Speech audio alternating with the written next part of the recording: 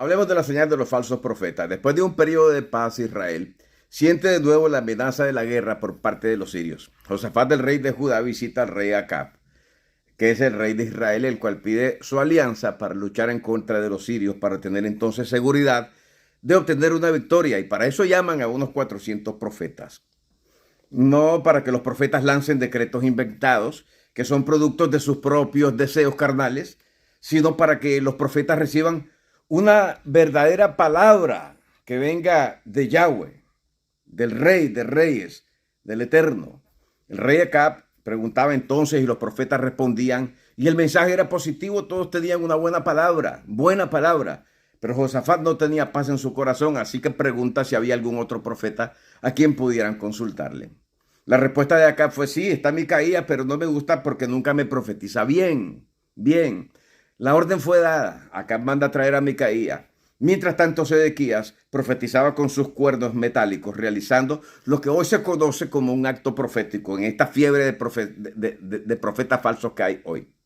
Y él decía: así ha dicho Yahweh, con estos acornearás a los sirios hasta acabarlos. Eso está en Primera de Reyes, capítulo 22, versículo 11. Cuando Micaías está por llegar a la recámara real, a la oficina del rey, los guardias lo reconvienen diciéndole con unos sacudones de brazos: todos los profetas han hablado bien al rey. Ahora que tu palabra sea como la de ellos. Y anuncia éxito al rey. Así que al llegar Micaías, el rey acá pregunta a Micaías y Micaías responde: sube porque serás prosperado. Yahweh te entregará a los sirios en tu mano. Acab sabe que Micaías no está hablando seriamente y le exige hablar la verdad. La revelación profética fue totalmente diferente al vaticinio de los demás, de los 400 profetas. Y dice el profeta con un mensaje poco popular: yo vi a todo Israel esparcido por los montes, como ovejas que no tienen pastor. Y dijo Yahweh: estos no tienen Señor, vuélvase cada uno a su casa en paz. Eso está en Primera de Reyes, capítulo 22, versículo 17. Como siempre suele suceder, la verdadera palabra profética de Dios es rechazada. La visión recibida hablaba de la operación planificada ante el trono de Dios, cuando un espíritu de seducción puso falsa profecía en la boca de los 400 profetas. Sedequías, ofendido, golpeó a Micaías en la boca. Y seguro que Dios lo había usado. Dice: ¿por dónde se fue el espíritu de Yahweh cuando salió de mí para hablarte a ti? Pero la sentencia del profeta verdadero fue fuerte y le dijo: lo sabrás cuando corras de aposento en aposento. Micaías dio la profecía correcta, pero era la profecía que no querían escuchar. Nosotros conocemos la historia, usted la ha leído. Fue puesto en la cárcel a pan y agua por hablar lo que Dios le reveló. La historia completa está en Primera de Reyes, capítulo 22. Un solo espíritu infectó a 400 profetas. Imagínense, si un espíritu puede confundir a 400 hombres, ¿qué no hará un ejército de espíritus de falsedad? Pero esta porción escritural nos enseña a nosotros que el ser humano es siempre seducido por el espíritu de la mentira. Y su tendencia es siempre a creer lo malo, a creer la falsedad. Si no, leamos lo que dijo Israel al profeta Isaías, quien fue enviado por Dios a exhortarlo fuertemente. Y dice: ve pues ahora y escribe esta visión en una tabla delante de ellos y regístrala en un libro para que quede hasta el día postrero, eternamente y para siempre, porque este pueblo es rebelde, hijos mentirosos, hijos que no quisieron oír la ley de Yahweh, que dice a los videntes: no veáis, y a los profetas: no nos profeticéis lo recto, decidnos cosas halagüeñas, profetizad mentiras. Eso está registrado en Isaías capítulo 30, versículo del 8 al 10. El versículo que va de acuerdo con otro versículo neotestamentario es este: porque vendrá tiempo cuando no sufrirán, no soportarán la sana doctrina, sino que sintiendo comezón en los oídos, se acumularán para sí maestros conforme a sus propios deseos, conforme a sus propias concupiscencias. Y apartarán el oído de la verdad y serán extraviados a las fábulas. Segunda de Timoteo capítulo 4, versículos 3 y 4. El día de hoy, las congregaciones alrededor de la tierra están llenas de actos proféticos inventados por el corazón de los hombres, actos proféticos con la cartera, actos proféticos dando vuelta alrededor de alguien, actos proféticos tirándole agua sucia de la boca en la cara a las personas, quizás por las buenas intenciones, pero no por una revelación verdadera de Dios. Palabras comunes que se escuchan hoy son: yo te profetizo. Así dice el Espíritu Santo. Así dice el Señor. Declaro sobre ti. Yo decreto. Yo personalmente creo que tener buenas intenciones o buenos deseos hacia los cristianos está bien. Eso debe ser lo normal en un creyente, tener buenos deseos. Pero hay una gran distancia entre el buen deseo o una buena intención a una verdadera profecía venida directamente del trono del Padre. Escuche lo que le estoy compartiendo en este día. Los falsos profetas sobreabundan en nuestros días. Le hago un llamado a ser más cauteloso, no solo en el sentido teórico, porque ya lo sabemos, son versículos que nosotros los manejamos, los tenemos de memoria, grabados aquí en la computadora de nuestro cerebro, pero más tengámoslos en el sentido práctico. En la historia contemporánea, los efectos de estos espíritus de engaño se han dejado sentir visiblemente a través de las falsas profecías, de las falsas revelaciones, de los sueños subjetivos que han tenido personas que han dado lugar a la formación de sectas pseudocristianas. Y no voy a mencionar las sectas pseudocristianas, pero millones de personas están hoy bajo la influencia de estos espíritus de error. La Biblia nos alerta a nosotros diciendo: pero el Espíritu dice claramente que en los postreros tiempos, en los últimos tiempos, en los tiempos finales como estamos viviendo hoy, algunos apostatarán de la fe. Y apostatar quiere decir salirse de haber estado posicionado en un lugar correcto. Y recuerde que los primeros discípulos estaban posicionados como judíos mesiánicos. Eran judíos que se habían convertido al Mesías, que creían en Yeshua como el Mesías. Y dice que las personas escucharán a espíritus engañadores y doctrinas de demonios. Ahora, la pregunta que yo hago es: ¿cómo se infiltran este tipo de doctrinas demoníacas? ¿Cómo puede un demonio revelar al ser humano una doctrina diabólica? Bien lo pueden hacer por inspiración, como un proceso que se da en la mente de un creyente que descuidadamente está caminando en la carne, desobedeciendo a los mandamientos, y cree descubrir un punto importante, por ejemplo, en las Escrituras, y empieza a diseminarlo luego como un rema, como una revelación, como que ha tenido un entendimiento de parte de Dios. Y esta falsa revelación puede llegar a establecerse como una doctrina en la congregación. Si, por ejemplo, si un predicador famoso lo pone de manifiesto, o si a través del método repetitivo se lo escucha a una persona y se lo escucha a otra y se lo escucha a otra, entonces es sostenida y enseñada con consistencia, entonces se convierte en una doctrina que los hermanos pueden aceptarla. Cuando el apóstol dice: apostatarán de la fe, no solo se refiere a personas que dejan de creer en el Salvador Yeshua de Belén, sino a personas que continúan creyendo en el Señor Yeshua, pero con una estructura doctrinal totalmente diferente a la estructura doctrinal de la fe que el Mesías tuvo o los profetas. La fe significa no solamente creer, sino que también es un sistema de enseñanza establecido por los enviados, por los primeros discípulos del maestro, por los primeros 12 rabinos que fueron preparados con el principal rabino de todas las generaciones. Esa gente que puso los fundamentos doctrinales en la congregación.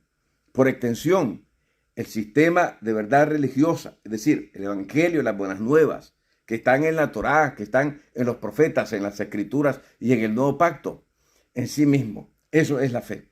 Por esto la Biblia dice: examinémonos a nosotros mismos si estamos en la fe.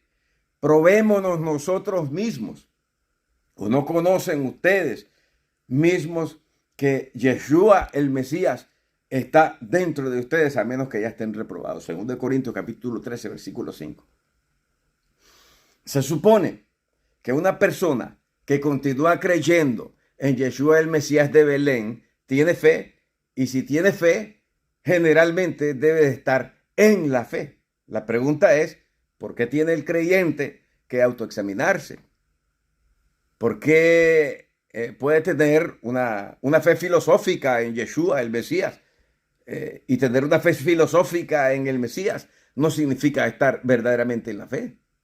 Millones de personas pueden decir que tienen fe en Yeshua. Y no solo por eso debemos de asumir que ellos caminan de acuerdo a los preceptos y mandamientos establecidos por Dios. Para aclarar un poco más esto, leamos lo que dice la Biblia en este versículo que les voy a mencionar. Para presentaros santos y sin mancha e irreprensibles delante de Él, si en verdad permanecéis fundados y firmes en la fe y sin mover de la esperanza del evangelio que habéis oído, el cual se predica en toda la creación que está debajo del cielo. Colosenses capítulo 1, versículo 23. Si en verdad permanecieres en la fe cimentados, dice Colosenses 1, 23. Entonces, no podemos establecer construcciones permanentes si no ponemos un fundamento a profundidad, y la profundidad del fundamento determinará el nivel de seguridad de una construcción, cualquiera sea la altura o la elevación. Un rascacielos necesita un fundamento muy profundo. El ejemplo lo tenemos en el plano natural, en los árboles. Un árbol alto desarrolla una profundidad de raíces de acuerdo a la altura del árbol. Por esto, el apóstol Pablo dice: edificaos sobre el fundamento de los apóstoles y profetas, siendo Yeshua el Mesías mismo la piedra principal del ángulo. Efesios capítulo 2, versículo 20 de la versión Reina Valera. Este verso nos dice que la parte principal del fundamento la pusieron los profetas del antiguo pacto y los enviados, los que estaban estudiando en la escuela rabínica de Yeshua en el nuevo pacto. Ese fundamento es el Mesías Yeshua. Él es el cumplimiento o la meta que Dios anunció por medio de la ley. De esta forma, permanecer en la fe puede definirse permanecer creyendo en un sistema de doctrinas o enseñanzas de acuerdo al parámetro bíblico, no de acuerdo al parámetro católico romano. La práctica de las profecías personales, oiga bien el fenómeno que estoy hablando, profecías personales, proviene de la profecía que Agabo dio a Pablo. En Hechos capítulo 21, 11, dice: quien viniendo a vernos, tomó el cinto de Pablo y atándose los pies y las manos, dijo: esto dice el Espíritu Santo, así atarán los judíos en Jerusalén al varón de quien es este cinto, y lo entregarán en manos de los gentiles. El profeta Agabo, si usted nota, usó otra fórmula para profetizar. Así dice el Espíritu Santo. O sea que Agabo era católico. Siendo judío, Agabo era católico porque está utilizando una nueva fórmula para profetizar diferente a la que profetizaban los profetas judíos que vivían en Jerusalén. Agabo era un creyente en Yeshua, el Mesías. Conocía a Pablo, tenía buena relación, pero él era judío. Por lo tanto, si Agabo era profeta, él debió realmente haber utilizado la fórmula que utilizan los profetas en Israel. Mientras Isaías, mientras Jeremías, mientras Oseas y Amós usaron la fórmula: así dice Yahweh, así dice el Señor Yahweh, Yahweh de los ejércitos dice así: vivo yo, dice Yahweh el Señor. Oiga bien, él tenía otra fórmula. Ahora, creer que la profecía es progresiva es abrir un portón abierto para la aparición de nuevas doctrinas, que son doctrinas falsas, que protagonizan los falsos profetas que creen en la progresión de la revelación profética en el siglo XXI. Y hay millones de ellos en las congregaciones. Eso significa para ellos que Dios no reveló lo suficiente al ser humano. Y ahora Dios recapacita al paso del tiempo y dice: no les entregué suficiente revelación a mis hijos en la tierra. No fue suficiente el flujo de profecías. Y entonces ahora envía a la nueva generación de profetas como un caudaloso río profético en el siglo XX y en el siglo XXI. ¿Qué cree usted? Por eso salió la famosa ofrenda de las doctrinas de pacto, de las ofrendas de pacto, que han hecho una explotación de las congregaciones, pero de una forma increíble. Quizá usted conoce de eso. O la doctrina del rapto pretribulacional, que presenta el día de la redención 7 años antes de la redención establecida por Dios. Y hoy tenemos una generación que abraza una doctrina falsa que surgió a partir de un sueño que tuvo una muchacha de 17 años a fines del siglo XIX. No podemos inventar doctrinas a partir de nuestros sueños, señores. Aquí el valor máximo y la autoridad la tiene la Escritura, no nuestros sueños. Los sueños no son la base para establecer nuestras doctrinas. Las profecías que revelan los días finales están escritas en la Biblia. No le busque más. Vivimos en el tiempo final cuando los falsos profetas aparecen como flores en primavera. Hoy todos quieren ser apóstoles y todos quieren ser profetas. Les gusta el título, les encanta. Y la generación de creyentes de la nueva ola, los de hoy, los del siglo XX y XXI, los aprecia de una manera increíble. Los aprecian a ellos, aprecian a sus palabras de adulación. Oh, qué dulces son sus palabras. Isaías capítulo 30, versículo 10 dice que ellos decían a los videntes: no vean. A los profetas: no nos profeticen lo recto, díganos cosas halagüeñas, profeticen mentiras. Y esas mentiras llenan sus torcidas almas y sus deseos. Si quieren reconocer profecía, si quiere conocer profecía, si quiere conocer su destino, lea la profecía más segura, que es la Biblia.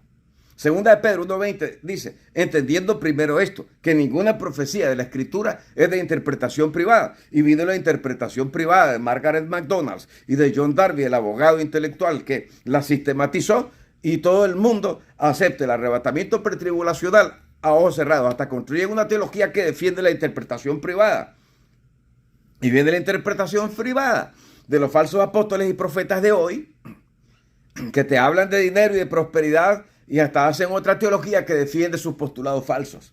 Y no pararán de surgir más falsos profetas, porque el Mesías Yeshua profetizó que sería una de las señales principales del tiempo del fin. Fuera de las otras señales que yo les menciono cuando hago algunos análisis políticos acerca de la situación que estamos viviendo, esta profecía de la aparición de los falsos profetas es una de las principales profecías que nosotros debemos de tomar en cuenta.